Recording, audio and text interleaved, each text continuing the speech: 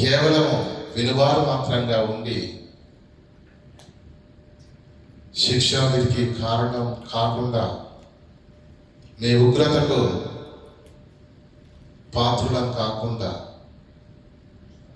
విన్న ప్రతి మాటలోని ఆంతర్యాన్ని ఆవేదనను గ్రహించి మేము మలచబడాలి, మేము మార్చబడాలి, మేము సరి చేసుకోవాలని మీరు కోరుకుంటున్నారని వినబడుతున్న ప్రతి లేఖనాన్ని బట్టి భయపడి వణికి సరి చేసుకొని మా బ్రతుకుల్లో మీ చిత్తాన్ని నెరవేర్చి పిల్లలుగా మేమందరం ఉండునట్లు కఠిన హృదయాలను మాలో నుంచి తీసివేసి మీకు లోబడే మాంసం ముద్రను మాకు అనుగ్రహించవలసిందిగా ప్రాధాయపడుతూ దీనుడమైన నన్ను జ్ఞాపకం చేసుకొని మా బ్రతుకులు వెలిగించడానికి అవసరమైన లోతైన మాటలు పరిశుద్ధాత్మ దేవుని సహాయం చేత అందించి మమ్మల్ని బలపరిచి మీ కొరకు తండ్రి ఉన్నతమైన జీవితాన్ని జీవించుటకు కృపను సహాయాన్ని దయచేయవలసిందిగా వేడుకుంటూ యేసుక్రీస్తు ప్రభుల వారి పరిశుద్ధ నామములో ఈ ప్రార్థన మనం ఆల్రెడీ వేడుకుంటున్నాం మా పరమ తండ్రి, ఆమేన్. ప్రియులారా, మరి అనేక దినాలుగా దేవుని యొక్క మహాకృప, మరలా చెప్తున్నాను, దేవుని యొక్క మహాకృపను బట్టి అద్భుతమైనటువంటి సంగతులను వింటున్నాం కదా. ఇక్కడ నిలబడి మాట్లాడుతున్నది ఎవరైనా సరే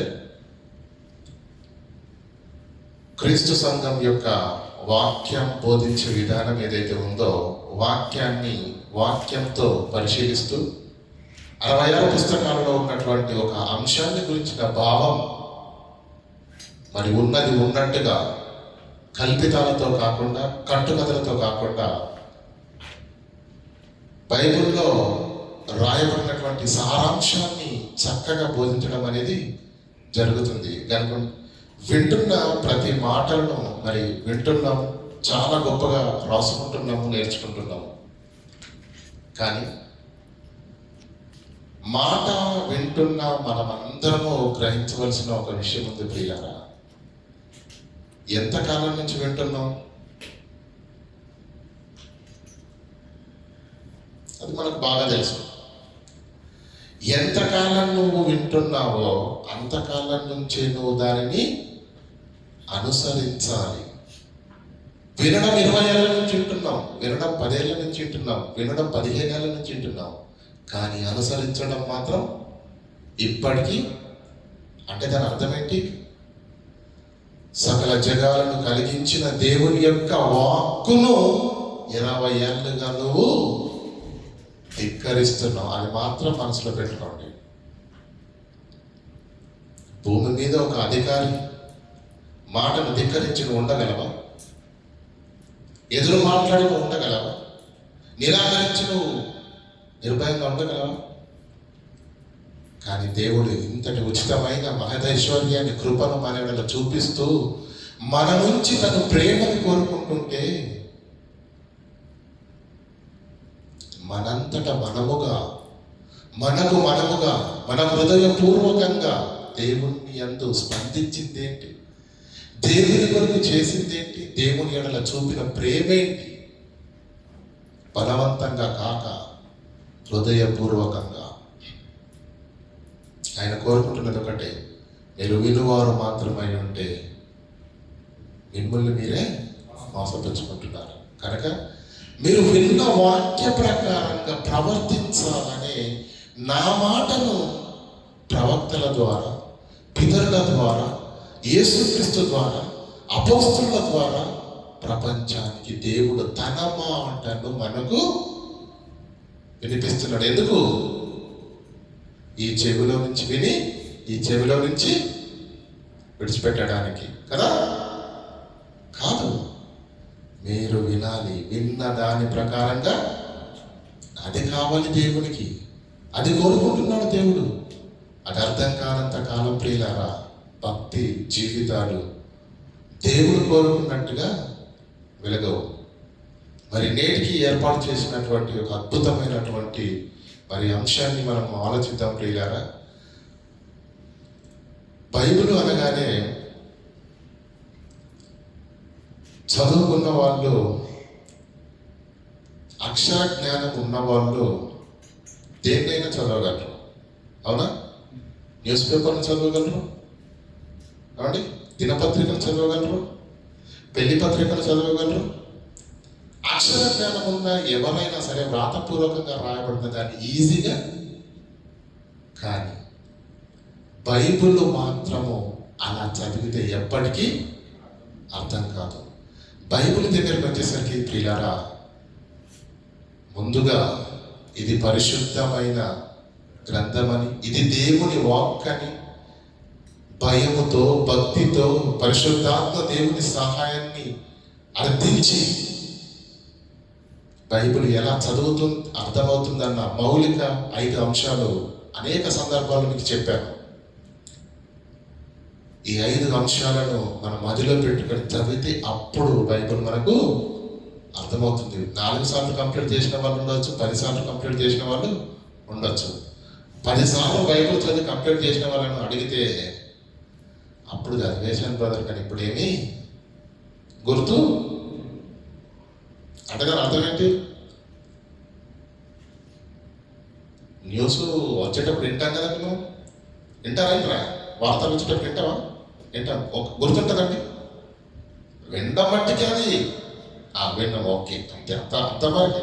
అది మనసుకి దానికి గుర్తుండదు, జ్ఞాపకంలోనికి అది రాదు. మన వాక్యం కూడా వినే పద్ధతి అలాగే ఉంది. అలా అయితే చాలా కష్టం ప్రియులారా.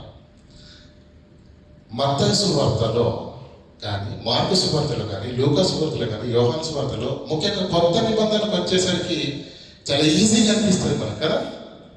పాత నిబంధన చదివినప్పుడు ఎలా ఉంటుందండి? కష్టం కదా. ఆ రాజుల పేర్లు, ఆ రాజ్యాల పేర్లు, అసలు ఆ సందర్భం ఏంటో అర్థం కాదు. బుర్ర బద్దలైపోతుంది ఒక్కోసారి కదా. మత్తయి సువార్తకు రాగానే ఎలా ఉంటుంది? వర్షం వెలిసిన తర్వాత వాతావరణం ఎంత నెమ్మదిగా ఉంటుందో కదా, హ్యాపీగా ఉంటుంది, అన్ని అర్థమైపోతున్నాయని మనం అనుకుంటాం. నువ్వు ఇలా చదవగానే అర్థమైపోయేంత సులువుగా మాత్రం బైబిల్ లేదు. అలాగే ఎంత చదివినా అర్థం కానంత కష్టంగా కూడా ఏమీ లేదు. నువ్వు సమయాన్ని ఇవ్వాలి, ఆలోచించాలి, కష్టపడాలి, ఏమండి కదా.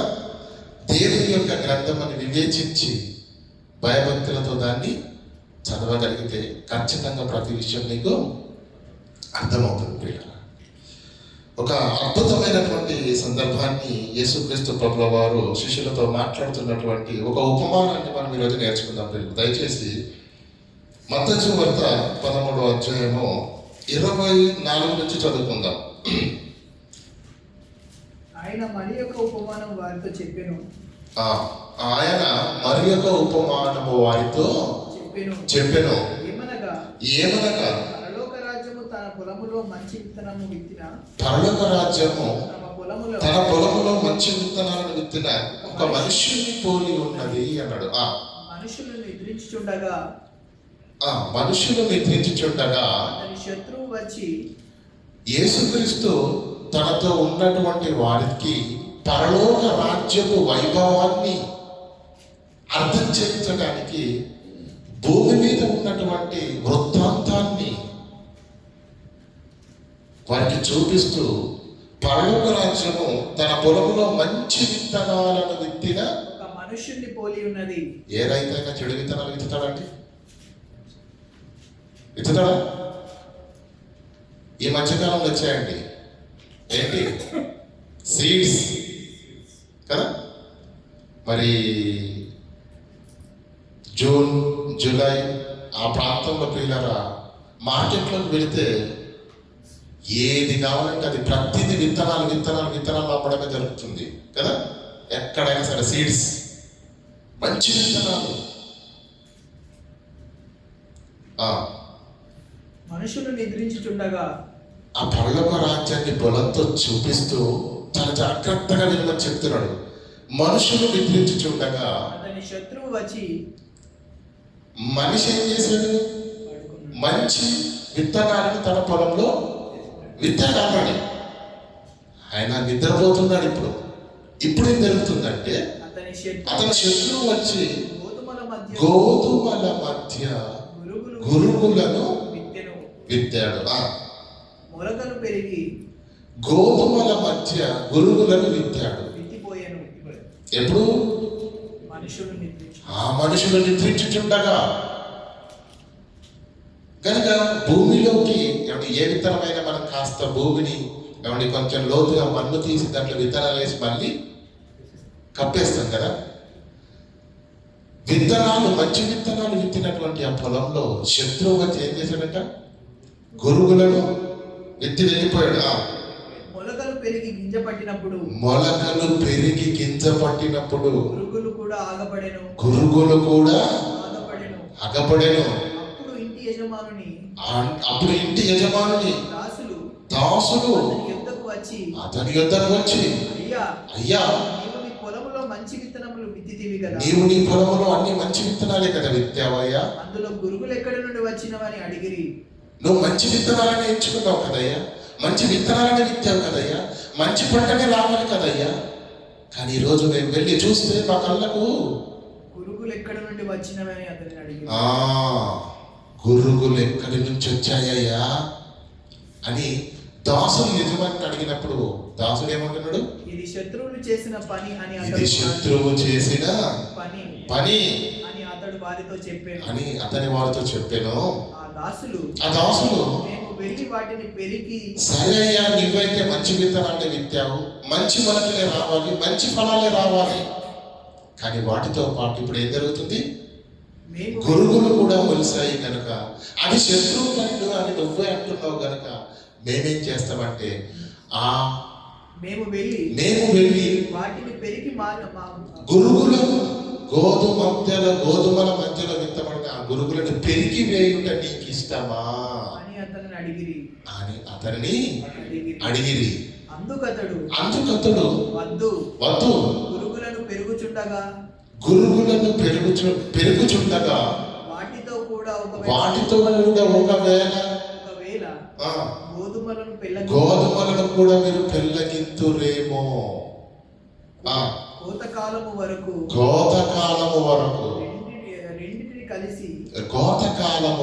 రెండింటిని కలిసి ఎదగనియండి, పర్వాలేదు, నో ప్రాబ్లం. కానీ కోతకాలంలో ఏం జరుగుతుందో తెలుసా? గురుగులను ముందుగా గూర్చి, కోతకాలం వచ్చే సమయానికి గురుగులను ముందుగా కూర్చి వాటిని కాల్చివేయటానికి కట్టెలు కట్టి గోధుమలను నా కొట్టులో చేర్చి కొట్టలో చేర్చి పెట్టుడని కోతగాండ్రతో చెప్పుదున నేను. కోతకాలం వరకు రెండు కలిసి ఎదగాలి. ఓకేనా? కలిసి ఎదిగిన తర్వాత అప్పుడు ఏం చేయాలి? ముందుగా గురుగులను కాల్చివేయడానికి వాటిని ఏం చేయాలి? రెండింటిని కలిసి కట్టలు కట్టి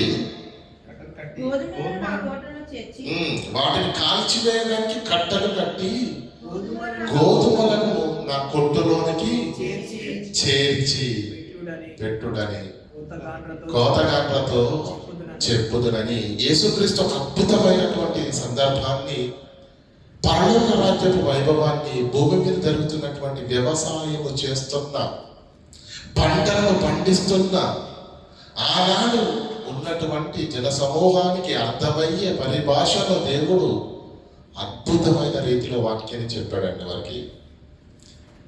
అయితే ఎంత చెప్పినా కాస్త పాపం వారికి డౌట్ ఎక్కడో ఉండిపోయింది. ఏమండి? పేతురు ఊరుకునే రకం కాదు. యేసుక్రీస్తును ఏ డౌట్ వచ్చినా ఫస్ట్ అడిగేది ఎవరు? తొందరపాటు ఎక్కువ ఆయనకి కదా. కిందికి రండి దయచేసి 36వ వచనం చదవండి. అప్పుడు ఆయన జన సమూహములు పంపివేసి, అంటే ఇదంతా ఎక్కడ చెప్పాడన్నమాట యేసుక్రీస్తు? జన సమూహములు అందరూ ఉంటుండగా చెప్పాడు. జన సమూహములు పంపివేసిన తర్వాత ఇంటిలోనికి వెళ్ళగా ఆయన శిష్యులు ఆయన యొద్దకు వచ్చి, పొలములోని గురుగులను గూర్చిన ఉపమాన భావం, ప్రభువా, వాక్యం చెప్పినప్పుడు చాలా ఉపమానాలు చెప్పావు, కానీ మాకు మాత్రం పొలములు ఆ గురుగుల గురించి, గోధుమల గురించి చెప్పావు, అది బాగా నచ్చేసింది. అక్కడ మాత్రం మాకు సరిగా అర్థం కాలేదు. ఇప్పుడు నువ్వు దాని యొక్క ఉపమాన భావం మళ్ళీ చెప్పు. అందుకైనా ఇట్లనెను మంచి విత్తనము విత్తువాడు మంచి విత్తనములు విత్తువాడు. మళ్ళీ సందర్భాన్నంతా మాట్లాడలేదు. అది మీకు అర్థమైంది కదా, దాని భావం కావాలి కదా మీకు. ఒక మనుష్యుడు తన పొలంలో మంచి విత్తనాలను విత్తనాన్ని బట్టి పోలి ఉన్నదని చెప్పాను కదా. ఏమంటాడు, దాని యొక్క భావాన్ని ఇక్కడ చెప్తున్నాడు. మంచి విత్తనము విత్తువాడు మంచి విత్తనములు విత్తువాడు మనుష్య కుమారుడు. పొలమేంటి? లోకము. మంచి విత్తనములు రాజ్య సంబంధులు. మంచి విత్తనములు అంటే రాజ్య సంబంధులు. దాన్ని బాగా అండర్లైన్ చేసుకోండి. మంచి విత్తనములు అంటే ఎవరు? రాజ్య సంబంధులు. గురుగులు దుష్టుని సంబంధులు. గురుగులు గోధుమలు ఎక్కడున్నవి? ఒకే పొలములో ఉన్నవి, ఒకే చోటున్నవి. వాటిని విత్తిన శత్రువు అపవాది. అపవాది. కోత యుగ సమాప్తి. ఆ పదాన్ని అండర్లైన్ చేసుకుంటే కోత యుగ సమాప్తి. కోత కోయువారు దేవదూతలు. కోత ఏంటండి? దేవదూతలు. కోత యుగ సమాప్తి. గురుగులు ఎలాగూ కూర్చబడి కోత కోయువాడు దేవదూతలు. గురుగులు ఎలాగూ కూర్చబడి అగ్నిలో కాల్చివేయబడునో అలాగే యుగ సమాప్తి అందు జరుగును. మనుష్య కుమారుడు. సరిపోతుంది ప్రియులారా. కోతకాలము ఎప్పుడు? మన టైటిల్ అదే. కోతకాలం ఎప్పుడండి? చదవండి, అక్కడ ఏమనుంది? కోత యుగ సమాప్తి. కోయివారు దేవదూతలు. అంటే కోత ఎప్పుడు అన్నమాట? యుగ సమాప్తి. అవునా కాదా? కోయివారు దేవదూతలు. అవునా కాదా? అయితే ఈ గోధుమలు గురుగులు రెండు ఒకే చోట విత్తబడ్డాయి. ఒకే భూమిలో అవి మొక్కై పెరుగుతున్నాయి. కానీ వెంటనే ఆ కలుపు మొక్కల్ని ప్రారంభంలోనే తీసేయమన్నాడు దేవుడు. ఏమంటు? కోతకాలం ఒకటి ఉంది, కోతకాలం వరకు వాటిని ఎదగనియండి. కోతకాలం వస్తారు, వారికి తెలుసు పంటేదో పొల్లేదో వారికి బాగా తెలుసు. ఆ కోతకాలం ఏం చేస్తారో తెలుసా? గోధుమ గింజలను ఆ పొట్టులో నుంచి వేరు చేసి గోధుమ గింజలు యజమాని కొట్టుకు, గురుగులను అగ్నిలోనికి చేసే పని ఎవరు చేస్తారు? దేవదూతలు కదా. ఇది మీకు అర్థమైతే ప్రియులారా, కోతకాలం ఎప్పుడు? యుగ సమాప్తి. కోయువారు ఎవరు? దేవదూతలు. ఇది మనకు బాగా తెలుసు కదా. ఇది ఇలాగే ఉందని ఇప్పుడు మత్తయి సువార్త 9వ అధ్యాయానికి రండి. 38వ వచనం చదువుకుందాం దయచేసి. కోత విస్తారమే కానీ పనివారు కొద్దిగా ఉన్నారు. కనుక తన కోతకు పనివారిని పంపుమని కోత యజమానుని వేడుకొనుడని తన శిష్యులతో చెప్పాను. ఈ మాట ఇక్కడ ఇలా ఎందుకు రాయబడింది? కోత ఎప్పుడు? యుగ సమాప్తి. కోయివారు దేవదూతలు. కానీ ఇక్కడ ఏం రాయబడింది? కోత విస్తారంగా ఉంది, పనివారంటే కోతగాండ్రు. కోత విస్తారంగా ఉంది, కోత కోసే కోతగాండ్రు పనివారు కొద్దిగా ఉన్నారు. ఇప్పుడు ఏం కావాలి? ఆ కోతను కోసే పనివాడు కావాలి. కనుక ఏమంటున్నాడు యేసుక్రీస్తు? కనుక కోతగాండ్రను కోతకు పనివారిని పంపుమని కోత యజమానుని వేడుకొనండి అని శిష్యులకు చెప్పాడు. అర్థమవుతుందండి?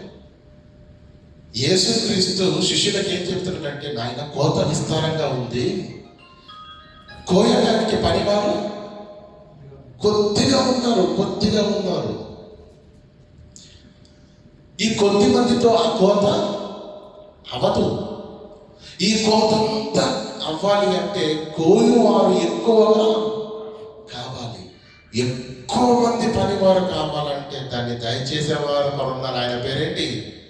కోత యజమానుడు, దేవుడు, పరలోకమందున్న దేవుడు. ఏమంటాడు? కోత యజమానుని మీరు వేడుకోండి, పనివారు కావాలని. దీన్ని బట్టి మనం ఆలోచిస్తే ప్రియులరా, యేసుక్రీస్తు ప్రభుల వారు చెబుతున్న మాటకి ఇంతకు ముందు మనం చదివిన సందర్భానికి తేడా ఉందా లేదా? ఇక్కడనేమో కోతకు పనివారు కావాలి, కోత ఇప్పుడే, ఆ పనివారి కోసం మీరు యజమానిని వేడుకోండి అన్నట్టుగా యేసుక్రీస్తు మాట్లాడుతున్నాడు. ఇంతకు ముందు చదివినటువంటి సందర్భం ఏముంది? కోత యుగ సమాప్తి, కోయువారు కోత యుగ సమాప్త. మరి యేసుక్రీస్తు ఏమంటున్నాడు ఇక్కడ? కోత విస్తారంగా ఉందంటున్నాడు. అది యుగ సమాప్తిలో కదా ప్రభువా, ఇప్పుడు ఎందుకు మాట్లాడుతున్నా దాని గురించి? అర్థమవుతుందా లేదా ప్రియులారా? దయచేసి యోహాను సువార్త మరొక మాటను మేము తీసుకుందాం ప్రియులారా, మీకు అప్పుడు క్లియర్గా అర్థమవుతుంది.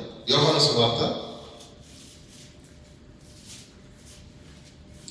4వ అధ్యాయము 35 నుంచి చదవండి.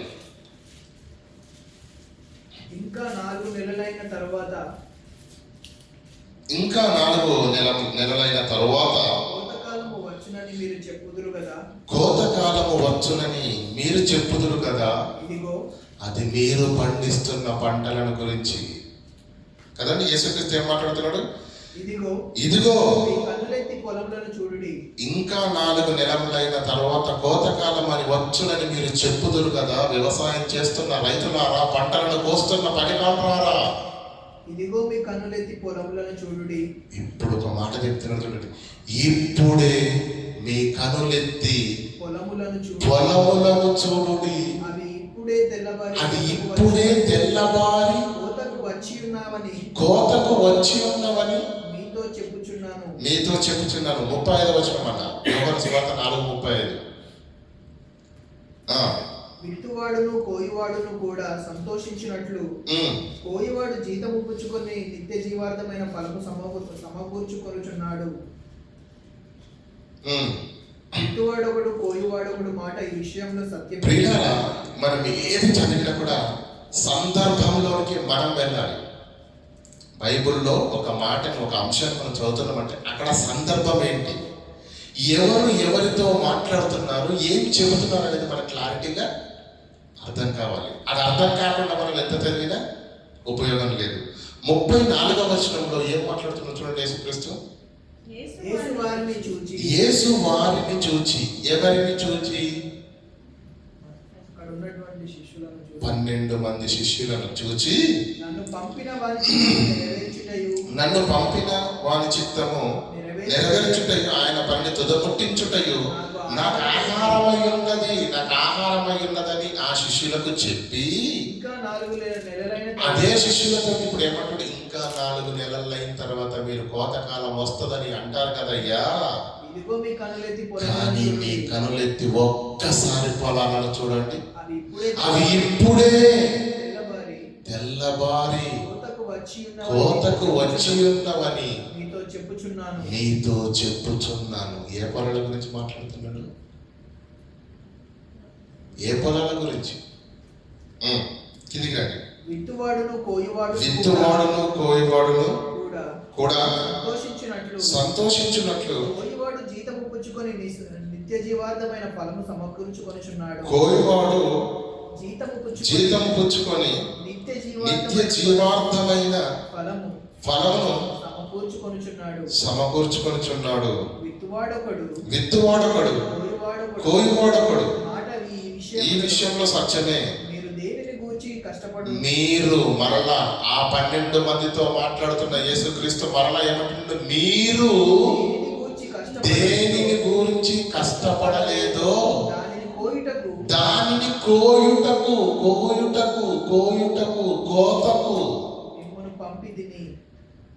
పంపితిన. ఏమంటుంది అక్కడ?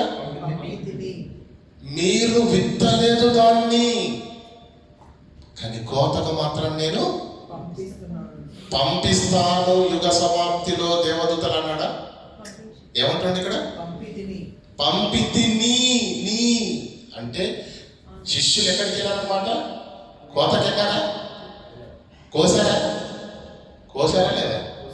కోసారు. ఇతరులు కష్టపడిరి, మీరు దేని గురించి కష్టపడలేదో దానిని కొయ్యుటకు మిమ్మును పంపితిని కోత కొయ్యటానికి. ఇతరులు కష్టపడి మీరు వారి కష్ట ఫలములో ప్రవేశించుచున్నారని చెప్పాను. నేను చేసినవన్నీ ప్రియులారా, ఇక్కడ మాట్లాడినటువంటి మాట మనం మరొకసారి జ్ఞాపకం చేసుకుంటే, మీరు దేనిని గురించి కష్టపడలేదో, మీరు దేనిని విత్తలేదో, మీరు దేని యోగక్షేమాలను మీరు ఆలోచించలేదు, ఆ పంట నాటబడింది, మొలకెత్తింది, మొక్కై మరి గింజలు పట్టింది, ధాన్యంగా మారిపోయింది. ఇప్పుడు నేనేం చేస్తున్నాను? మిమ్మల్ని దాన్ని కోయటానికి మిమ్మల్ని పంపితిని. అర్థమైందండి? పైన ఏం మాట్లాడాడు? 35వ వచనం 2వ మాట, ఇదిగో మీ కనులెత్తి చూడుడి పొలములను, అవి ఇప్పుడే తెల్లవారి కోతకు వచ్చి ఉన్నవి. ఏ పొలాలను గురించి మాట్లాడుతున్నాడు? ఏ పొలాలను గురించి? మనుషులే పొలం, మనిషే దేవుడు వేసిన పంట. ఆ పంట ఎలా అయిందంటే ఇప్పుడే తెల్లవారి కోతకొచ్చేసాయి. కొయ్యండి. యజమానుడికి ధాన్యం కావాలి, యజమానుడికి గింజలు కావాలి. పనివారు పనేంటి? కోతగాను వెళ్ళి కోతను కోసి పొట్టును వేరు చేసి ధాన్యపు గింజలను కొట్టులో చేర్చడం. మరి అక్కడ దేవదూతలు అన్నాడు, యుగ సమాప్తి అన్నాడు. అర్థమవుతుందా లేదా? అక్కడ యేసుక్రీస్తు ఏమన్నాడు? కోత యుగ సమాప్తి అన్నాడు. అవునా కదా? కోయువారు ఎవరన్నాడు? ఇక్కడికి వచ్చేసరికి ఏం కనిపిస్తుంది మనకు? కోత ఏమో ఇప్పుడే ప్రారంభమైంది, మిమ్మల్ని కోయుటకు పంపితిని అన్నాడు. ఆ సందర్భంలో యుగ సమాప్తిలో జరుగుతుంది కోత అన్నాడు. కానీ యేసుక్రీస్తు బ్రతికున్న కాలంలోనే శిష్యులకి ఎక్కడికి పంపించాడు? కోతను కోయడానికి. అంటే అప్పుడే కోత ప్రారంభమైందా? చెప్పండి, వాక్య ప్రకారంగా కోత అప్పుడే ప్రారంభమైంది. కోత అప్పుడే ప్రారంభమైంది. ప్రియులారా, కోసిన వారెవరు? శిష్యులు, అపోస్తలులు కదా. అక్కడేం చదువుకున్నాం? దేవదూతలు. ఏంటంటే ఇంత వ్యతిరేకంగా ఉంది వాక్యం. 2 యేసుక్రీస్తు మాట్లాడినవే. అది పౌలు మాట్లాడింది, ఇది యేసుక్రీస్తు మాట్లాడింది అనడానికి కూడా లేదు.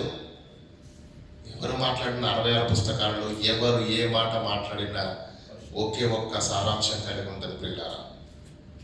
మరి అక్కడ ఎందుకలా రాయబడింది? అక్కడేమో యుగ సమాప్తి అన్నాడు, కోయివారు దేవదూతలు అన్నాడు. ఇక్కడ యేసుక్రీస్తు మాట్లాడుతున్న మాటలోని ఈ సాక్షాత్కరమైనటువంటి సందర్భాన్ని తీసుకుంటే యేసుక్రీస్తు తన పని కోయకానికి పంపినట్టుగా అది 12 మంది శిష్యుల్ని, అది యుగ సమాప్తి మాత్రము కాదు. కోసిన వాళ్ళు మాత్రం ఖచ్చితంగా అపోస్తలులే, యేసుక్రీస్తు శిష్యులే తప్ప దేవదూతలు కానే కాదు. మరి ఎలా అర్థం చేసుకోవాలి ఈ మాటను? మరలా మత్తయి సువార్త 13వ అధ్యాయము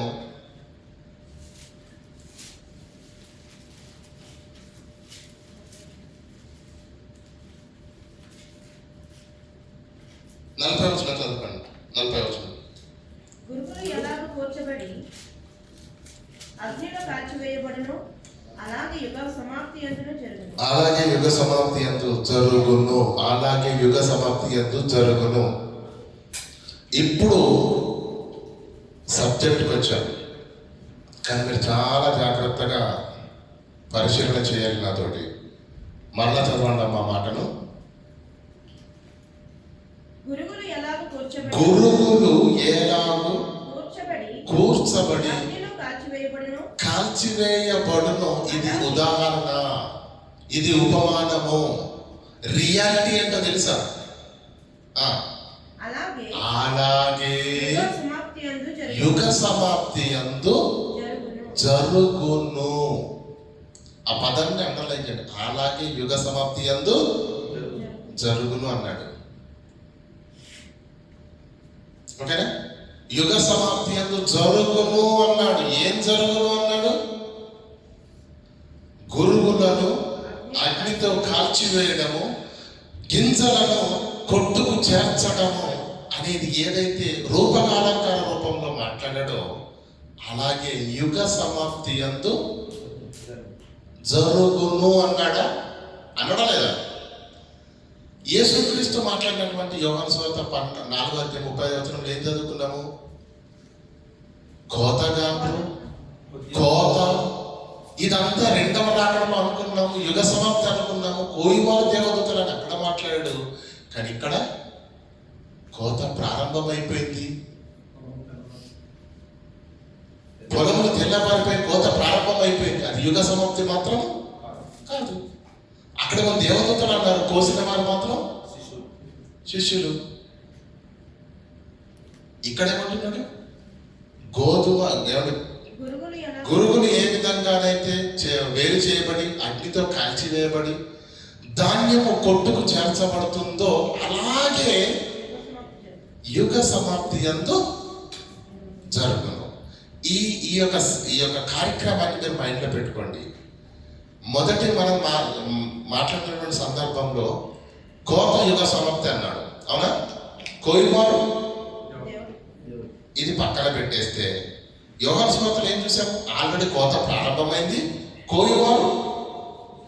కోయివారు యేసుక్రీస్తు యొక్క శిష్యులు. ఓకేనా? ఇక్కడ ఏం చదువుతున్నాము? గురుగులను అగ్నితో కాల్చివేసి గోధుమలను కొట్టుకు చేర్చినట్టుగా యుగ సమాప్తి యందు. అది యుగ సమాప్తి కాకపోతే ఇది కూడా ఎప్పుడు జరుగుతుంది? యేసుక్రీస్తు కోతకి ఎప్పుడు పంపించాడండి? 2వ శతాబ్దం ప్రారంభ శతాబ్దంలోనే పంపించేశాడు. కోత యుగ సమాప్తి అన్నది పక్కన పెడతాం మనం. కోసిన వారి దేవదూతలు అనే విషయాన్ని పక్కన పెడితే, కోత మొదటి శతాబ్దంలోనే ప్రారంభమైతే కోసిన వారు యేసుక్రీస్తు శిష్యులే అయితే, ఇక్కడ ఏమని రాయబడింది? గోధుమలను పొట్టును వేరు చేసే ఈ క్రియ కూడా ఎప్పుడు జరుగుతుంది అన్నాడు? అది యుగ సమాప్తి అయితే ఇది యుగ సమాప్తి కావాలి. అది యుగ సమాప్తి అన్నాడు, పక్కన పెడతాం, దాని గురించి తర్వాత ఆలోచిద్దాం. కోత ప్రారంభమైంది అంటే కోతలోనే ఏం జరగాలి? కోతలోనే ఏం జరగాలి? గింజలను సమకూర్చే పని జరగాలి. గోధుమలను గోధుమలను సమకూర్చి గురుగులను కాల్చి వేసే పనిని కూడా ఎప్పుడు జరగాలి? కోతలోనే జరగాలండి. కోత గంట పని ఏంటి? వ్యవసాయం చేయలేదా? చెప్పండి. కోత గంట పని ఏంటండి? వరి గింజలను అయితే పండించిన వాళ్ళమే కదండి. ఏమండి? అలా గాలి వీస్తుండగా మరి వరి ధాన్యాన్ని పైకి తీసుకొని వెళ్ళి ఇలా ఎత్తైన స్థలంలో నిలబడి ఇలా ఆ గాలికి మనం ఏం చేస్తామండి, ఇలా జాడిస్తున్నప్పుడు గింజలన్నీ ఒక చోట పడి ఆ పొట్టు మాత్రం బేరైపోతూ ఉంటుంది కదా. కోత ప్రారంభ శతాబ్దంలోనే ప్రారంభమైంది. కోతగారు ఎవరు? యేసుక్రీస్తు. అంటే కోతలోనే ఏం జరుగుతుంది అన్నమాట, పొట్టును వేరు చేయడం కూడా, గింజల్ని కొట్టుకు చేర్చడం కూడా ఎవరు చేస్తారు ఈ పని? కోతగాండ్రు. అయితే ఈ గురుగులను వేరు చేసే పని జరుగుతుందా?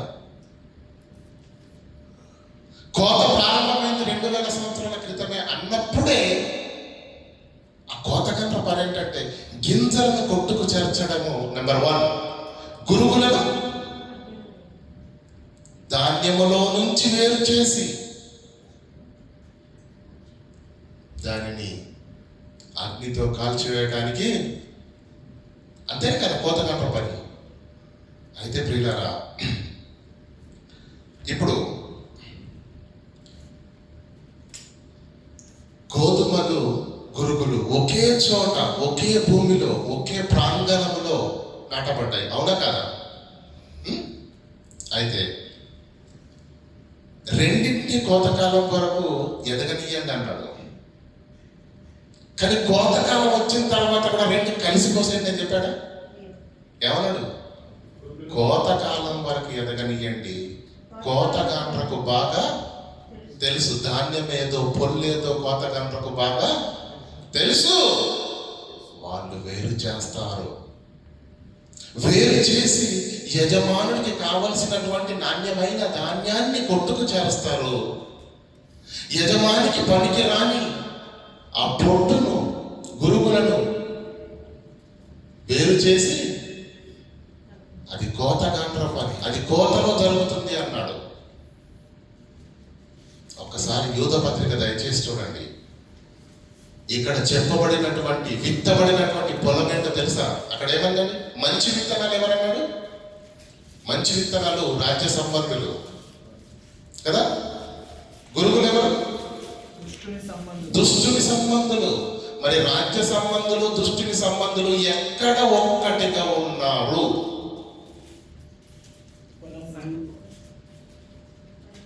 చెప్పండి బ్రదర్. Very good. సంఘములో లోపమనడానికి వీలు లేదు. రాజ్య సంబంధులు ప్లస్ దుష్టుని సంబంధాలు కూడా ఎక్కడ ఉన్నారట? మమేకమై సంఘంలో ఉన్నారట. యూద పత్రిక తీయండి, ఇప్పుడు మీకు అర్థమవుతుంది క్లియర్గా. యూద పత్రిక 3వ వచనం. ప్రియులారా, మనందరికీ కలిగే రక్షణ గురించి మీకు రాయవలెనని విశేష ఆసక్తి కలవడమై ప్రయత్నపడుచుండగా పరిశుద్ధులకు ఒక్కసారి అప్పగింపబడిన బోధ నిమిత్తము మీరు పోరాడాలి. ఎక్కడ పోరాడాలి? ఎవరు పోరాడాలి? ఎందుకు పోరాడాలి? క్రైస్తవ సమాజంలోనే పోరాటం చెయ్యాలి. సత్య వాక్యం కొరకు పోరాడాలి.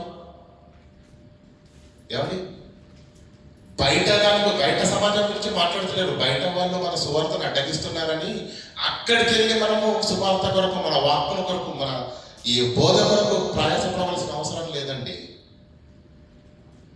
ఎక్కడ? పరిశుద్ధులకు ఒక్కసారి అప్పగింపబడిన ఈ బోధ నిమిత్తం, ఈ బోధ అపోస్తలుల బోధ, యేసుక్రీస్తు చేసిన బోధ, ఈ బోధ నిమిత్తం మీరు ఎందుకు పోరాడాలి? ఆ బోధ వింటున్న వారిలో కూడా ఆ బోధకు లోబడని వారు ఉన్నారు, ఆ బోధకు అంగీకరించని వారు ఉన్నారు, ఆ బోధను జీర్ణించుకోలేని వారు కూడా ఉన్నారు. వారికే బోధ కావాలి. క్రీస్తు బోధ వారికి నచ్చిన బోధ కావాలి. అదే కదండి మన తిమోతి పత్రికలు అదంటారు కదా, జనులు హితబోధను సహింపక దురద చెవులు తమకు అనుకూలమైన స్వకీయ దురాశలకు అనుకూలమైన బోధకులు వారికి విశ్వాసులలాగే ఉన్నారు. అనేక మంది బోధకులు కూడా అలాగే ఉన్నారు. ఇలా కలుషితమైన క్రైస్తవ సమాజంలోనికి సత్యవాక్యాన్ని వెలిగిన మీరు కొందరైనా ఏమంటున్నారు, ప్రియులారా ఈ బోధ నిమిత్తం మీరు పోరాడండి. ఎందుకు పోరాడాలో తెలుసా? సంఘంకు ఏమైందో తెలుసా? క్రైస్తవ సమాజానికి ఏమైందో తెలుసా? ఎందుకు పోరాడమంటున్నాడు కింద చెప్తున్నాడు చూడండి. ఏలయనగా కొందరు రహస్యముగా చొరబడి ఉన్నారు. ఎక్కడికి? ఎందులోనికి? సంఘములోనికి వచ్చారు. దుష్టుని సంబంధులు.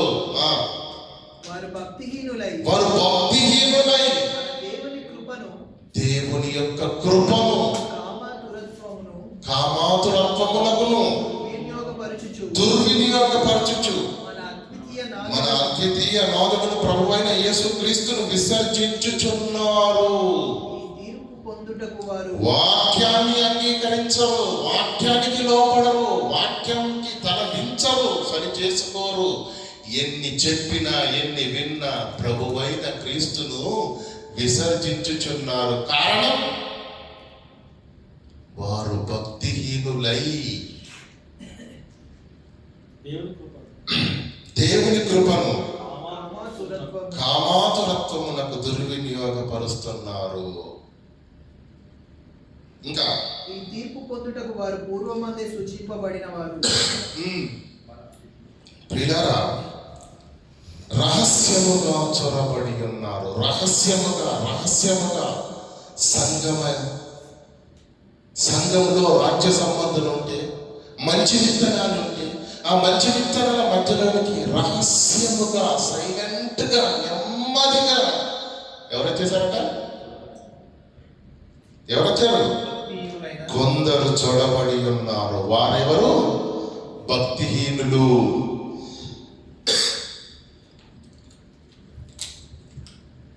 వారెవరు? భక్తిహీనులు అంటే లోకము. యేసుక్రీస్తు చెప్పిన సందర్భంలో పొలములో గోధుమలు, గురుగులు కోతకాలం వరకు అలాగే ఉండనివ్వండి అన్నాడు. సంఘంలో రాజ్య సంబంధులు, దుష్టుని సంబంధులు ఇద్దరు ఉన్నారు. కానీ కోతగాండ్రు వచ్చి ఏం చేస్తారంట? రెండింటిని వేరు చేస్తారంట. ఎలా వేరు చేస్తారు? ఎలా వేరు చేస్తారు చెప్పండి? వాక్యం ద్వారా. తెల్లని అన్ని పాలు కావు, నల్లని అన్ని నీళ్లు కావండి. దేవుని యొక్క వాక్కును విని హృదయంలో మండి ఆ మాటల్లో ఉన్న దేవుని ఆవేదనను, ఆ మాటల్లో ఉన్న దేవుని ప్రేమను, ఆ మాటల్లో ఉన్న దేవుని క్రీస్తు త్యాగాన్ని, నీ కొరకు అపరిమితంగా ప్రేమిస్తున్న ఆ కన్న తండ్రి ప్రేమను నువ్వు ఆ మాటల్లో నువ్వు అర్థం చేసుకొని ఆ దేవుని వైపు తిరగగలిగితే నీవు రాజ్య సంబంధివి. యేసుక్రీస్తు టైంలో మాట అన్నాడు. అప్పటి వరకు 70-80 మంది శిష్యులు ఉన్నారు యేసుక్రీస్తుకు. ఏమన్నారు ఒకటేసారి? ఇది కఠినమైన మాట, దీన్ని ఎవడు భరించగలడు? అక్కడి నుంచి యేసుక్రీస్తును 58 మంది విడిచిపెట్టేశారు. 12 మంది మాత్రమే యేసుక్రీస్తుతో నడిచారు. దేవుని వాక్యము సూటిగా స్పష్టంగా మన హృదయాలను తాకుతున్నప్పుడు నిర్మోహమాటంగా ఆ మాటకు నొచ్చుకొని వెళ్ళిపోయే వాళ్ళంతెవరు చెప్పండి? దుష్టుని సంబంధులు. ఒక్కసారి జ్ఞాపకం చేసుకోండి. ఒక యవనస్తుడు వచ్చాడు యేసుక్రీస్తు దగ్గరికి. ఏమన్నాడు? నిత్య జీవం పొందడానికి నేను ఏం మంచి పని చేయాలంటే, చాలా డిస్కషన్ జరిగిన తర్వాత లాస్ట్గా మాట్లాడాడు యేసుక్రీస్తు, నీ ఆస్తిని అమ్మి బీదలకిమ్ము, తరువాత నీవు వచ్చి నన్ను వెంబడించము, అప్పుడు పరలోకం నీకు నిత్య జీవం కలిగిన అంటాడు. అప్పుడు ఏమైంది? ఆ మాట ఎలా ఉంటుందో తెలుసండి? ఆ యవనస్తుడు ఆ మాట విని వ్యసన పడుచు గురుగులు, దుష్టుని సంబంధులు, దేవుని వాక్యానికి లోబడని వారు, దేవుని వాక్యానికి తలదించని వారు, విని విడిచిపెట్టే బ్యాచ్ అంతా ఇదే. అర్థమవుతుందండి? దుష్టుని సంబంధులు, గురుగులు అని దేన్ని అన్నాడంటే వాక్యము చేత ఎవరైతే వాక్యం ఏమండి ఒకసారి ఆ మాట చూడండి. యోహాను సువార్త 6వ అధ్యాయం 66వ వచనం చదువుకుందాం ప్రియులారా. 66 68 కొంతమంది తన శిష్యులు అనేకులు వెనుక తీసి ఆ, మరి ఎన్నడూ ఆయనను వెంబడింపలేదు. 60వ వచనం చదవమన్నా బాగుంటుంది. ఆయన శిష్యులు అనేకులు ఈ మాటలు విని మీరు తిండి అంటూ తిండి కోసం నిలబడుతున్నారా నాయన? మీరు నన్ను వెతుకుతున్నది తిండి కోసమే తప్ప వాక్యం కొరకు మాత్రము కాదని అనేసాడండి యేసుక్రీస్తు వారితో. అప్పుడు వాళ్ళేమన్నారు? ఇది కఠినమైన మాట, ఇది ఎవరు వినగలడని చెప్పి అంత మొహం మీద అనేస్తావా మమ్మల్ని? ఇది ఎవడు భరింపగలడు అని యేసు తన శిష్యులను దీని గూర్చి యేసు శిష్యులను దీని గూర్చి ఉమ్, సణుగుకొనుచున్నారని తనకు తానే ఎవరండి సనుక్కుంటున్నది? ఎవరు? శిష్యులు యేసుక్రీస్తు శిష్యులు యేసుక్రీస్తు అన్న ఈ మాటకి ఏం చేస్తున్నారంట? సనుక్కొనుచున్నారంట. తనకు తానే ఎరిగి 66వ వచనం చదవమ్మా. అప్పటి నుండి ఎప్పటి నుండి? మీరు ప్రభువా నా వెనకాతల ఇంత తండోపతండాలకు వస్తున్నారు. మీరు నన్ను ప్రేమించడానికి కాదురా నాయన, మీరు వచ్చేది మీకు రొట్టె ముక్కలు చేప ముక్కలు కావాలి, మీకు తిండి కోసమే నా వెంట వస్తున్నారు అన్నాడు. ఇది కఠినమైన మాట అన్నాడు. అక్కడి నుంచి ఏం జరిగింది? 60వ వచనం చదవండమ్మా. అప్పటి నుండి యేసుక్రీస్తు ఆ మాట అన్నప్పటి నుండి ఆయన శిష్యులలో అనేకులు, దాదాపుగా 70 మంది శిష్యులు ఉంటుందండి లూకాసు వార్తలో. అంటే 58 మంది యేసుక్రీస్తును వెనుక తీసి మరి ఎన్నడూ యేసుక్రీస్తును వెంబడింపలేదు. గురుగులు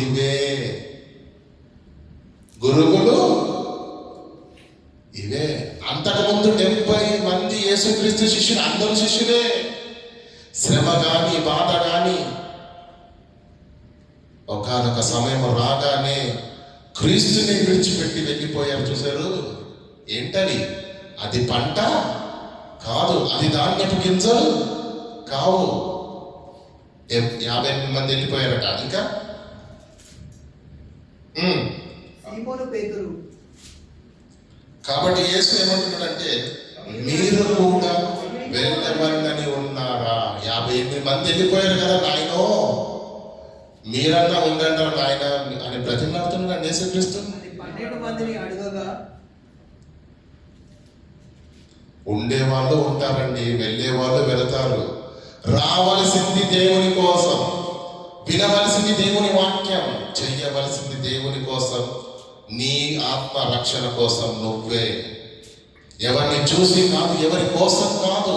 నీ ఆత్మను నువ్వు రక్షించుకోవాలి, నా ఆత్మను నేను రక్షించుకోవాలి. దేవుడు పనిలో, పరిశుద్ధ పరిచర్యలో మనకు అప్పగింపబడిన మన పాత్రను మనము పోషించి ఆ యజమానుని కృప పొందాలి.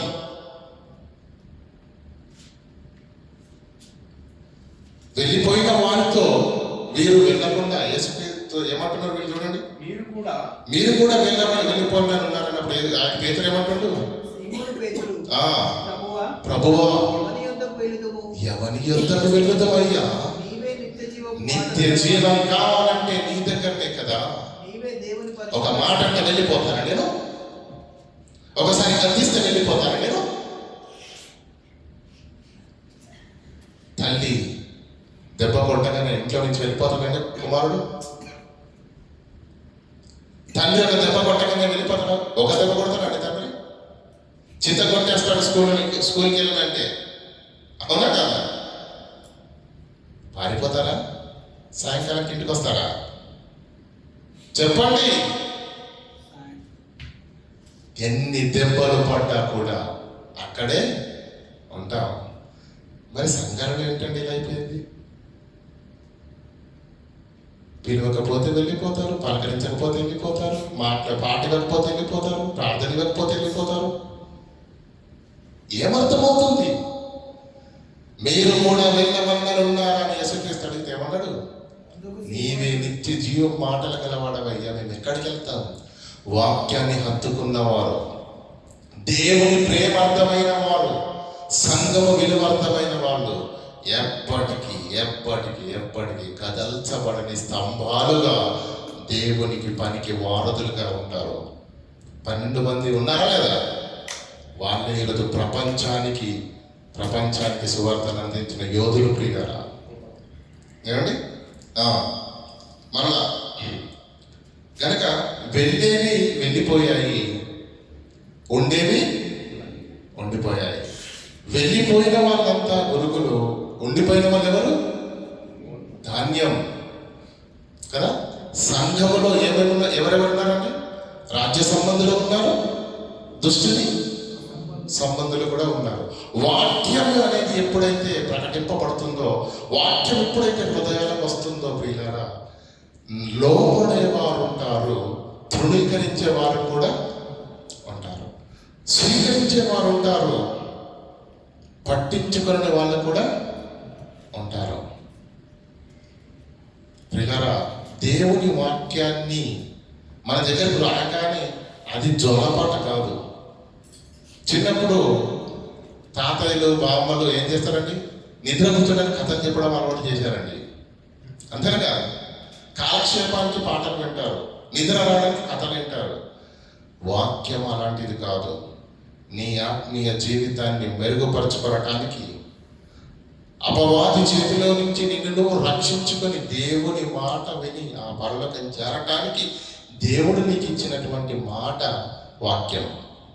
దాన్ని అంతటి చిత్తశుద్ధితోటి వినాలే తప్ప కాలయాపనగా వినడానికి వీలు లేదు ప్రియులారా. అయితే ఇందాక మనము మాట్లాడుకున్నట్టుగా ప్రియులారా,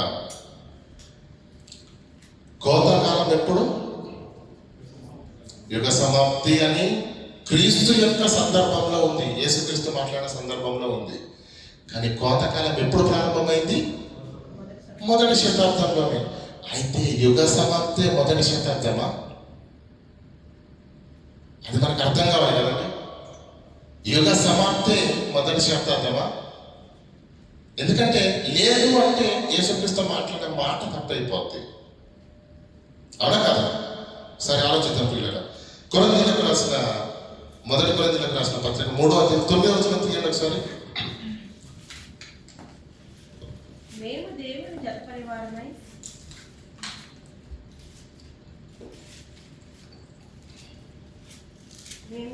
జతపరివారమై ఉన్నాము. క్షమించండి అమ్మ, ఒకసారి హెబ్రీయులకు రాసిన పత్రిక తీయండి. హెబ్రీయులకు రాసిన పత్రిక 9వ అధ్యాయము 26వ వచనం. అట్లైన ఎడల యుగ సమాప్తి, కోత యుగ సమాప్తి అన్నాడు కదా. అసలు యుగ సమాప్తి అంటే ఏంటి? క్రీస్తు రెండవ రాకడ అని అందరూ అనుకుంటున్నారు నేటికి. యుగ సమాప్తి అనగానే అందరూ అనుకునేది ఏంటండి? క్రీస్తు యొక్క రెండవ రాకడ. క్రీస్తు రెండవ రాకడ అని మనం అనుకోకుండా ఉండటానికి, ఒకవేళ క్రీస్తు రెండవ రాకడ అయితే కోత అనేది ఇప్పటికీ ప్రారంభం కావడానికి వీలు లేదు. కానీ యేసుక్రీస్తు శిష్యులను పంపించేవాడు, నేను మిమ్మల్ని కోయడానికే పంపించాను అన్నాడు. మరి దాన్ని మనం ఎలా అర్థం చేసుకోవాలంటే, చదవన్నా, అట్లైన ఎడల జగత్తు పునాది వేయబడక మునుపు మొదలుకొని ఆయన అనేక పర్యాయములు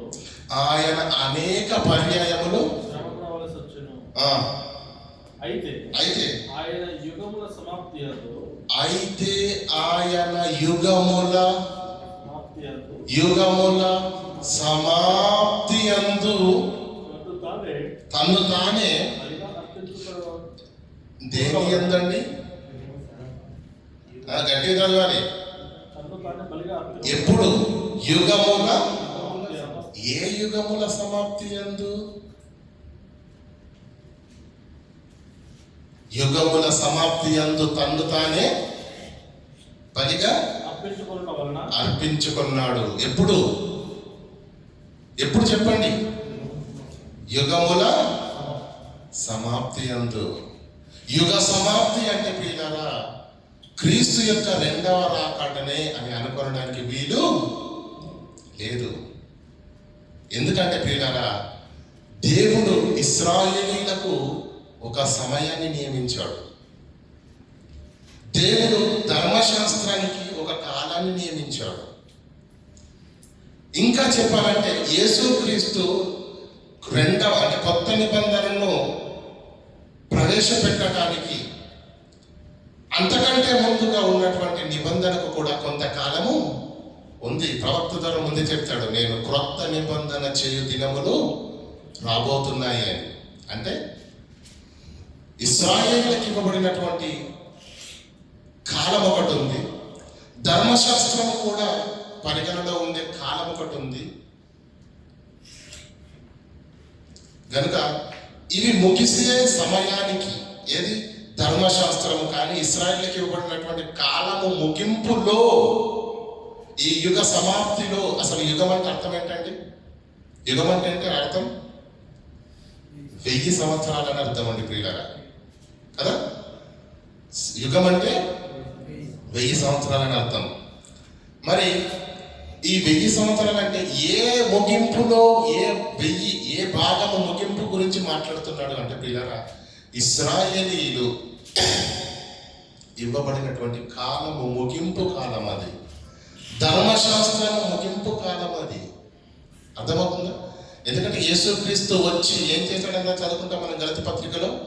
యేసుక్రీస్తు తన శరీరమందు ధర్మశాస్త్రమును కొట్టివేసి అన్యులకు దేవుని పిల్లలకు మధ్య ఉన్న అడ్డుగోడను తీసివేసి మన ఉభయులను ఏకం చేశాను అని చదువుకుంటాం కదా. చదువుకుంటామా లేదా? ఇద్దరిని వేరు చేసి ఇద్దరిని ఒకటి చేయడానికి వారి మధ్యలో ఉన్నటువంటి ధర్మశాస్త్రాన్ని కొట్టివేయడానికి యేసుక్రీస్తు ఏం చేశాడు? తన శరీరమంతా దాన్ని కొట్టేశాడు. అంటే ధర్మశాస్త్రానికి ఇవ్వబడిన కాలం ఎంతవరకు అన్నమాట? క్రీస్తు భూమి మీదకి వచ్చినంత వరకు మాత్రమే. ఆ తర్వాత ధర్మశాస్త్రం అనేది పరిగణలో లేదు. నేను యూదునంటే కుదరదు, క్రైస్తవుడు అవ్వాల్సిందే నువ్వు. అర్థమవుతుందా లేదా? ఓకేనా? ఇంకా 1 కొరింథీయులకు రాసిన పత్రిక 3వ అధ్యాయం 9వ వచనం చదవండి.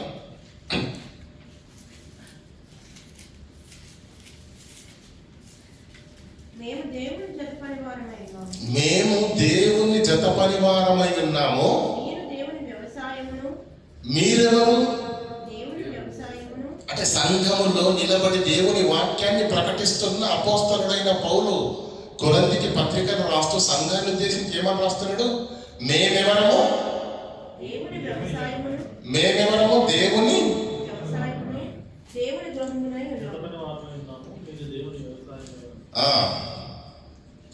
మేము దేవుని పనివారము, కోతగాండ్రము. మీరు దేవుని వ్యవసాయము, మీరేనయ్య పంట, గృహమునై ఉన్నారు. మేము దేవుని జత పనివారమై ఉన్నాము, మీరు దేవుని వ్యవసాయం. మేము పండించే పంటనే మీరు. ఇంకా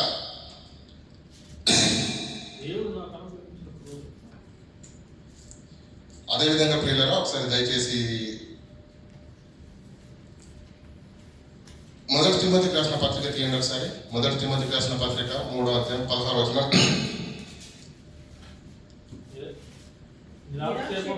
నిరాక్షేపముగా దైవభక్తిని గురించినటువంటి మర్మము గొప్పదై ఉన్నది.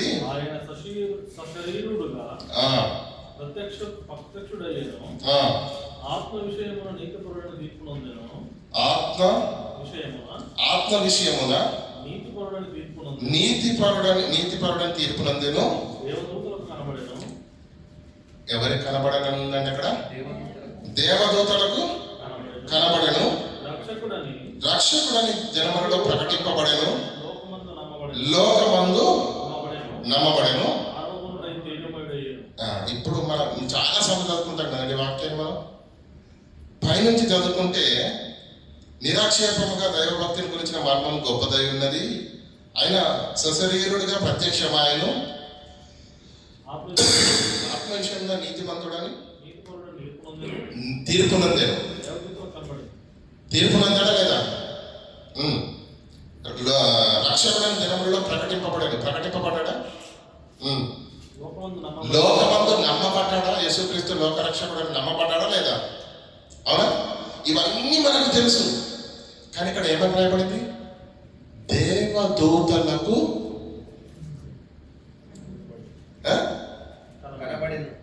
ఇదేంటిది?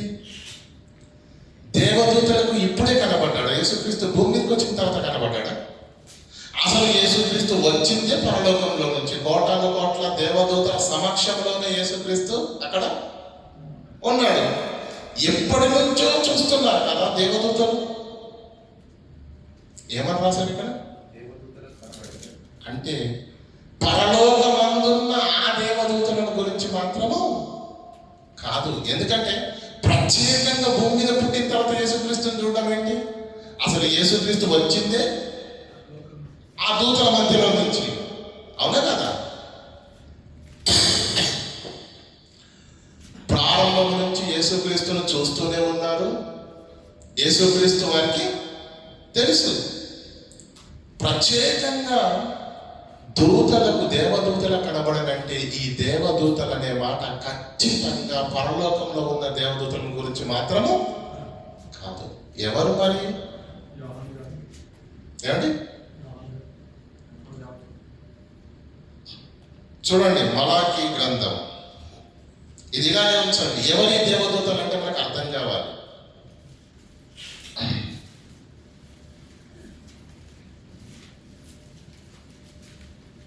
మలాకీ గ్రంథం 2వ అధ్యాయం 7వ వచనం.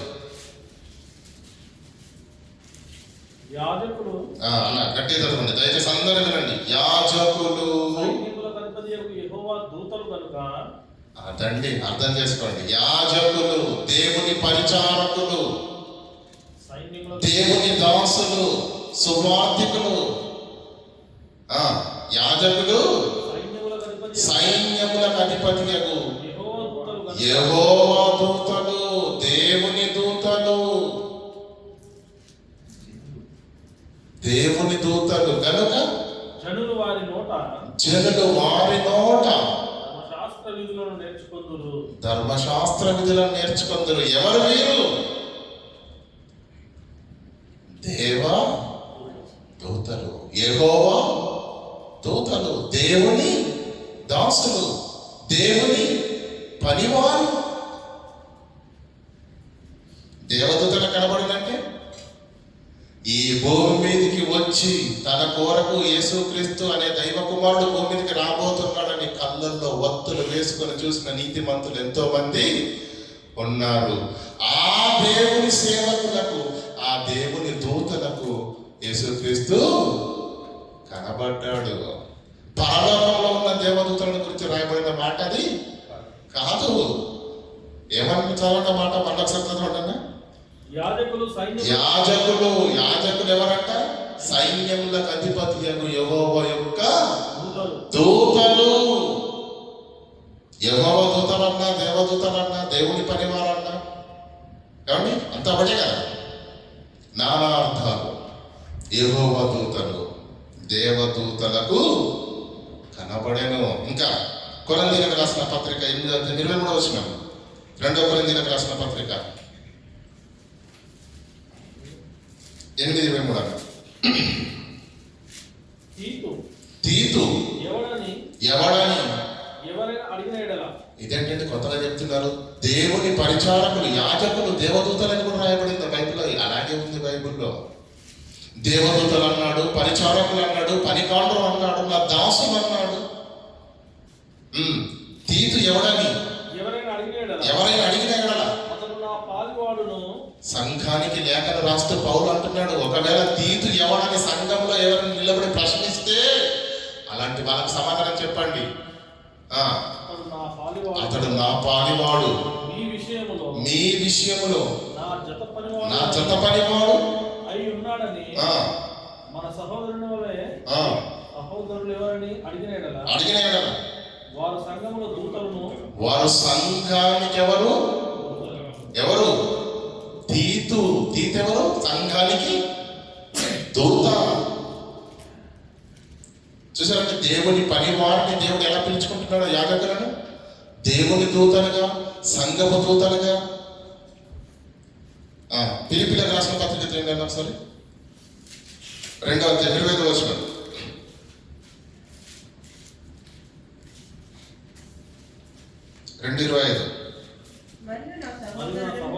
మరియు నా సహోదరుడును జతపడివాడును నా తోటి యోధుడు నీకు దూత. నా అవసరమునకు ఉపచరించబడి ఆయన ఎపఫ్రోదితుని గురించి మాట్లాడుతున్నాడు.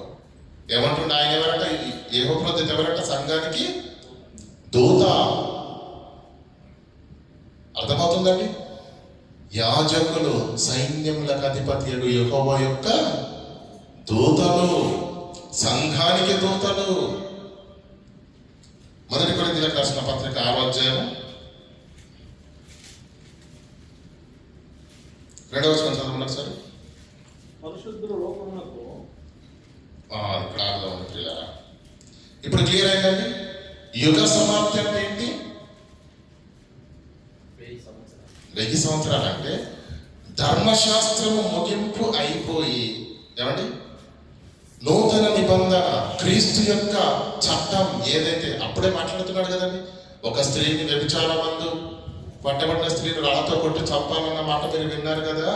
ఇప్పుడు నేను మీతో ఏం చెబుతున్నానంటే, ఒక స్త్రీని మోహపు తోపుతో చూచు ప్రతివాడు ఆయనతో వ్యభిచరించిన వాడు అన్నట్టుగా ఒక పాత చట్టం ముగిసిపోతున్నట్టుగా కొత్త చట్టం వస్తున్నట్టుగా కనిపించట్లేదా యేసుక్రీస్తు బోధనలో?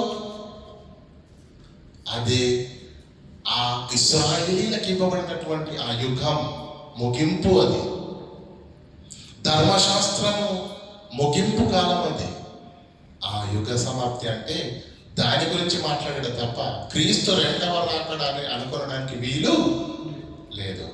ఇక కోత కోయవారు ఎవరన్నాడు? దేవదూతలు అని అన్నాడు. దేవదూతలు అంటే పరలోకంలో ఉండే దేవదూతలు మాత్రం కానే. ఎందుకంటే యేసుక్రీస్తు బ్రతుకున్నప్పుడే ఈ శిష్యుల్ని ఎక్కడికి పంపించాడు? కోతకు పంపించాడా కదా. నేను మేము కోతకు పంపితిని, మీరు దేని విషయంలో మీరు కష్టపడలేదో దాన్ని కొయ్యటానికి నేను మిమ్మల్ని పంపాను. అంటే ఏంటన్నమాట ఇక్కడ? కోత కోయవారు ఎవరు? శిష్యులే. అంటే అక్కడ దేవదూతలు అని రాయబడింది కానీ దేవదూతలు అని రాయబడింది. యాజకులు యెహోవా యొక్క దూతలు. ఫిలిప్పీ పత్రికలో రాయబడింది కదా సంఘపు దూత అని. ఎపఫ్రోదితు గురించి రాయబడింది కదా దూత అని. అంటే దేవుని సేవకులకు కూడా ఉన్న మరొక పేరేంటి? దేవుని దూతలు, యెహోవా దూతలు, యెహోవా దాసులు, పనివారు అని కూడా బైబిల్లో రాయబడి ఉంది. కనుక తిమోతికి రాసిన పత్రికలో దేవదూతలకు కనబడను అంటే దాని అర్థం ఏంటి? దేవుని పరిచారకులకు కనబడను. సిమోయోను అనే ఆయన ఉంటాడండి మత్తయి సువార్తలో, లూకా సువార్తలో మనకు కనిపిస్తాడు. ప్రవక్త. దేవుడు అతనికి ఒక వరాన్ని ఇచ్చాడు. నీ కుమారుని నేను కళ్ళారా చూడాలంటే అతన్ని చూసేంత వరకు నువ్వు మరణము కావన్నాడు. మరియమ్మ గారు యెరూషలేముకు తీసుకుని వెళ్ళినప్పుడు అప్పుడు యేసుక్రీస్తును ఎత్తుకొని కనులారా చూసిన తరువాత అప్పుడు అతను అంటే ఇతను ఎవరన్నమాట? ఇతను కూడా దేవుని దూత. యేసుక్రీస్తు దేవదూతల కనబడాలంటే యేసుక్రీస్తు అనే దైవ కుమారుని కొరకు ఎదురు చూస్తున్నటువంటి ఎంతో మంది దైవ భక్తులు ఆనాడు ఉన్నారు. ఆ భక్తులకు యేసుక్రీస్తు ప్రభుల వారు కనబడ్డారు. ఆ దైవ సేవకులకు యేసుక్రీస్తు ప్రభుల వారు కనబడ్డారు అన్నది ఆ వాక్యంలోని ఆంతర్యమే తప్ప దేవదూతలు కనబడ్డాడంటే పరలోకంలో ఉన్న దేవదూతల గురించి మాత్రము కాదు ప్రియులారా. ఏమంటే మనకు తెలిసి కదా ఒక మాట ఉంటుంది సార్, చూడండి మత్తయి సువార్తలో ఉంటుంది ఆ మాట.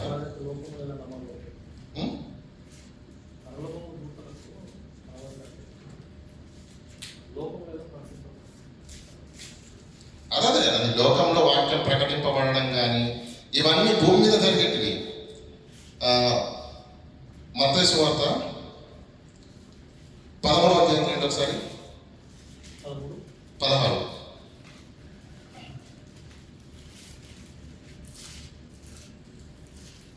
అయితే మీరు అయితే మీ కన్నులు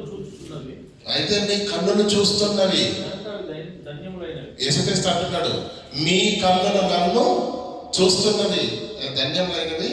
మీ చెవులు వినుచున్నవి కనుక ఉమ్, అవి ధన్యములైనవి. ఉమ్. అనేక ప్రవక్తలను నీతిమంతులను మీరు చూచు వాటిని చూడగోరియు. అంటే మీరు చూస్తున్న వాటిని అనేకులు చూడలేకపోయారు, ముందటి కాలంలో పుట్టిన వాళ్ళు, కానీ మీరు చూస్తున్నారు. మీరు చూస్తున్నారు పిల్లలు. ఆనాడు దేవుని యొక్క కుమారుని యొక్క రాక కొరకు ఎదురు చూస్తూ భక్తితో చూసినటువంటి వాళ్ళు ఎంతో మంది ఉన్నారు పిల్లలు. కనుక యేసు అలా తిమోతికి రాసిన పత్రికలు రాయబడిన మాట, నీతి ప్రకటింపబడెను, అతడు రక్షకుడిగా ఈ ప్రజలందరూ ఒప్పుకున్నారు. ఇవన్నీ భూమి మీద జరిగిన కార్యాలు కదా. దేవదూతలకు కనబడనంటే అది పరలోకానికి సంబంధించిందని ఎలా అనుకుంటాం చెప్పండి? అది కూడా ఖచ్చితంగా భూమి మీద ఉన్న వారి కోసమే. ఆ దేవదూతలు పరలోకంలో ఉన్న దేవదూతలు మాత్రము కాదు. ఆ పరలోకంలో ఉన్న దేవదూతలు మాత్రము కాదు. వాళ్ళెవరు? దేవుని దూతలకు కనబడినట్టు దాని అర్థం ఏంటి? దేవుని యొక్క పరిచారకులకు, యాజకులకు, సేవకులకు ఆయన కనబడ్డాడు అని దాని అర్థం. ఇదంతా బాగా ఉందండి. కోత అనేది యుగ సమాప్తి కాదని, యుగ సమాప్తి అంటే క్రీస్తు రెండవ రాకడ కాదని, అది ఇశ్రాయేలీల ధర్మశాస్త్ర కాలం ముగింపని అర్థమైంది. దేవదూతలు అంటే దేవుని యాజకులు, పరిచారకులు అని అర్థమైంది. యేసుక్రీస్తు చెప్పిన మాట కూడా దానికి కరెక్ట్గా, ఎందుకంటే యేసుక్రీస్తు శిష్యులు ఎవరు? దేవుని పనివారు కదా. పనివారా కదా? యాజకులా కదా? కనుక ఇక్కడ వరకు మనకు అంత బాగానే ఉంది. కానీ ఒకటి మిగిలిపోయిందండి. ఏంటి? కోత కోసేటప్పుడు ఏం చేయమన్నాడు? గింజలను కొట్టుకు చేర్చమన్నాడు, పొట్టును ఆరని అగ్నికి తరలించమన్నాడు. అవునా కదా? ఇది జరుగుతుందా? ఎందుకంటే కోత ఇది జరుగుతుంది అన్నప్పుడు ఇది కూడా ఆటోమేటిక్గా జరుగుతుందా?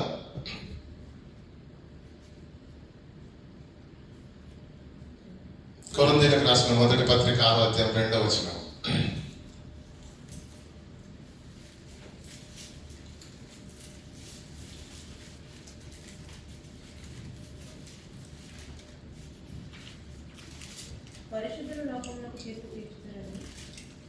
పరిశుద్ధులు లోకమునకు తీర్పు తీర్చుతురని మీరు ఎరుగరా. అంటే తీర్పు ఏం జరుగుతుందంటే పరిశుద్ధులు ఏం చేస్తున్నారంట? లోకానికి తీర్పు తీర్చుతురు. ఎలా? సువార్త వల్ల. మనకు మార్పు సువార్తలో మంచి మాట తెలిసిన 16-15 ఏమిటో చదవండి ఒకసారి. సర్వలోకానికి వెళ్ళి సర్వ సృష్టికి సువార్తను ప్రకటించండి. అప్పుడు ఏం చెప్తారు తెలుసా? చదవండి. సర్వలోకానికి వెళ్ళి సర్వ సృష్టికి సువార్తను ప్రకటించండి. ఆ ప్రకటనలో ఏం జరుగుతుందో తెలుసా? నమ్మి బాప్తిసము పొందువాడు ఎలా రక్షింపబడును? ఎవరు రక్షిస్తారు? మొదటి ప్రశ్న. 2 కిందకి చదవండి. నమ్మని వానికి ఎవరు శిక్షిస్తారు? ఎవరు రక్షిస్తారు? ఎవరు శిక్షిస్తారు? నీ చెవుల వరకు వచ్చి ప్రకటింపబడిన వాక్యమే నిన్ను రక్షిస్తుంది. నువ్వు నీతిమంతుడిగా అనీతిమంతుడిగా దేవుని వాక్యం మన దగ్గరకు వచ్చినప్పుడు దాన్ని హత్తుకొని స్వీకరించి మార్చుకుంటే మనల్ని రక్షిస్తుంది. దాన్ని తృణీకరిస్తే ప్రకటింపబడిన ఆ వాక్యమే మనకు సాక్ష్యం. ప్రియులారా, దేవుని వాక్కు వచ్చినా కూడా మనము దానిని తృణీకరించము కనుక ప్రకటింపబడిన ఆ వాక్యం మనకు తీర్పు తీరుస్తుంది. అంతే కదండి. సర్వలోకానికి వెళ్ళి సర్వ సృష్టికి సువార్తను ప్రకటించండి. నమ్మి బాప్తిసం పొందువాడు రక్షింపబడును, నమ్మని వానికి ఎవరు విధిస్తారు చెప్పండి? ఎవరు విధిస్తారు? నమ్మని వానికి శిక్ష విధింపబడును. అయితే ప్రియులారా, ఇంకో మాట ఉందో చూడండి. యోహాను సువార్త 12వ అధ్యాయం 29వ వచనం చదువుకుందాం.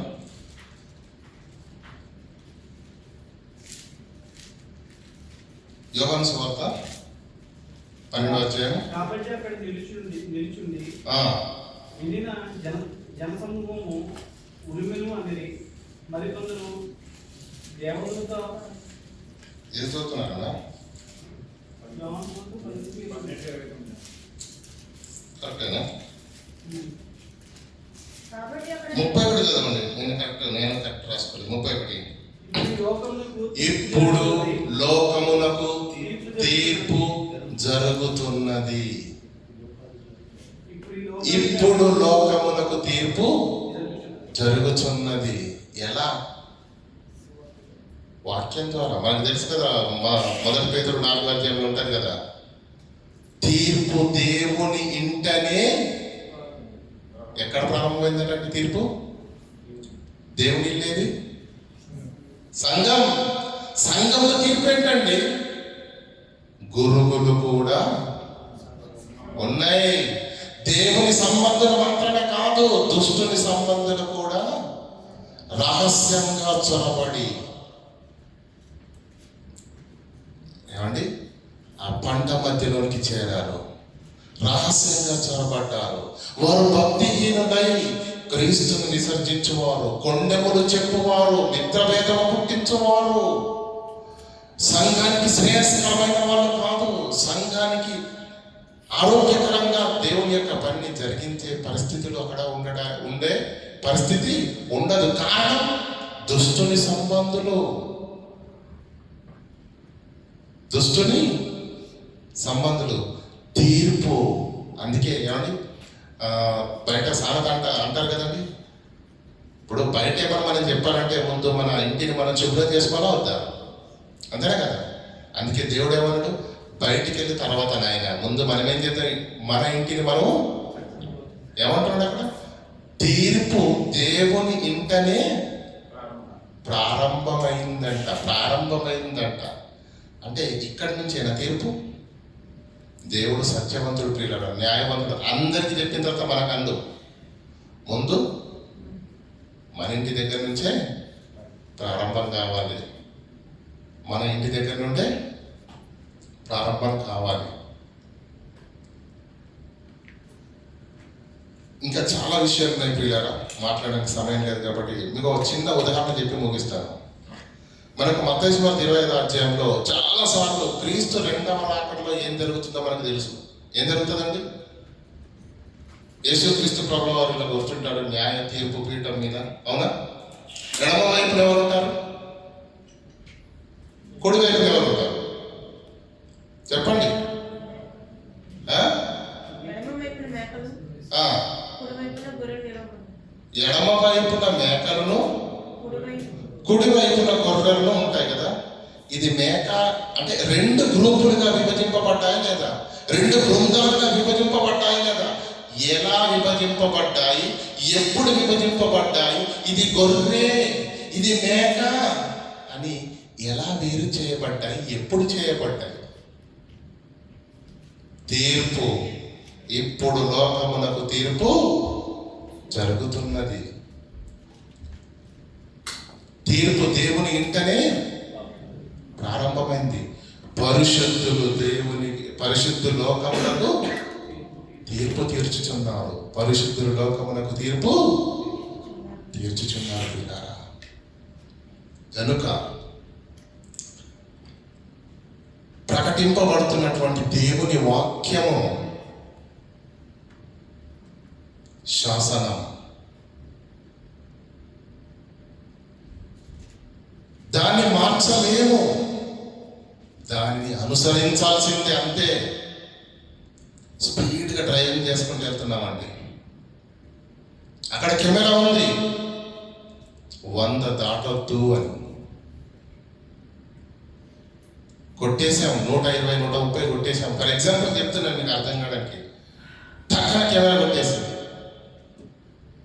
అక్కడే పోలీస్ ఆయన ఉన్నాడు పక్కన ఆపి, అయ్యా ఆరోగ్యం బాగాలేదు అందుకే ఆసుపత్రికి తీసుకెళ్తున్నాం, కారణం ఏదైనా చెప్పండి, దయచేసి కెమెరా కొట్టింది దాన్ని ఫైన్ రాకుండా ఆపండి అంటే ఏం చేస్తాడు? ఏమంటారు చెప్పండి? అది చట్టం, దాని పని అది దానిని ఆపడం నా వల్ల కాదు. నేను కూడా ప్రభుత్వ ఉద్యోగినైనా, నేను కూడా పోలీసు వాడనైనా దానిని మార్చే శక్తి నా దగ్గర లేదు. మనుషులు రాసుకున్న న్యాయ చట్టాలు ఎంత పవర్ఫుల్గా ఉంటే ప్రియులారా, అది కెమెరా పెట్టారు, 100కి సెట్ చేశారు, దాటావా ఫైను కట్టాల్సిందే. దేవుని మాటను నువ్వు దాటావా, విని విడిచిపెట్టావా, విని తృణీకరించావా, లోబడలేదా, నెరవేర్చలేదా, నీవు కూడా శిక్షార్హుడవే. నువ్వు వింటున్న వాక్యమే నిన్ను గొర్రెనో మేకను చేస్తుంది. మరణకాలము రాగానే, కనుమూయగానే లాజరు వలె నీ బ్రతుకుంటే నువ్వు గొర్రె అని నిన్ను గొర్రెల గుంపులోకి తీసుకెళ్తుంది. అదే దేవుని వాక్కు. నువ్వు వినలేదనుకో, అదే వాక్కు ఇది మేక అని మనల్ని ఎక్కడికి పంపిస్తుంది? ధనవంతుడు వెళ్ళిన ఆ చోటికి పంపిస్తుంది. కనుక ఏదో మాట్లాడుతున్నారు, ఏదో వాక్యం చెప్తున్నారు అనుకోకండి. ఎవరు నిలబడి చెప్పినా భూమి మీద ఏ బోధకుడైనా కానివ్వండి, ఎంత పెద్ద బోధకుడైనా కానివ్వండి, అవి వారి మాటలు దేవుని. కనుక చెబుతున్న వాళ్ళని దృష్టిలో పెట్టుకోకండి. వినబడుతున్న దేవుని వాక్కుకు విలువనిచ్చి భయపడి దేవుని యొక్క సన్నిధిలో భయభక్తులతో వాక్యాన్ని విని అది మన జీవితంలో నెరవేర్చాలని దేవుడు కోరుకుంటున్నాడని గ్రహించి మన బ్రతుకులను సరిచేసుకొని దేవుని చిత్తాన్ని భూమి మీద జరిగించినప్పుడు ఆయన కృపను పొందుతాము. ఆ మాటే మనల్ని పరలోకానికి తీసుకెళ్ళగలుగుతుంది. అదే మాట మనల్ని శిక్షలోనికి నెట్టివేయగలుగుతుంది. కనుక యేసుక్రీస్తు మాట్లాడిన సందర్భం అర్థమైనట్టే ఉంటుంది. అర్థమైందా? యుగ సమాప్తి అంటే ఏ సమాప్తి? క్రీస్తు రెండవ రాకడ మాత్రం కాదు. దేవదూతలు అంటే పరలోకంలో ఉన్న దేవదూతలు కాదు. కనుక బైబిల్లో ప్రతి సందర్భం లోతుగా విస్తృత జ్ఞానంతో ఉంటుంది ప్రియులారా. ఎంతో కష్టపడాలి, ఎంతో నేర్చుకోవాలి. చాలా జ్ఞానం ఉంది బైబిల్లో.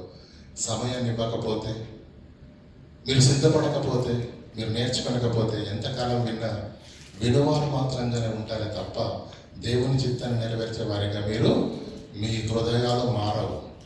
కనుక వాక్కుకు భయపడండి, ప్రవర్తనను మార్చుకుందాము, దేవుని చిత్తాన్ని భూమి మీద జరిగించుతాం. ప్రార్థన చేసుకుందాం. కనికరంగా దేవ, కృపోన్నతమైన మా తండ్రి, మీ ఘనమైన పవిత్రమైన నామానికి వందనాలు తండ్రి. విన్న మాటలు నిష్ప్రయోజనం కాకుండా మా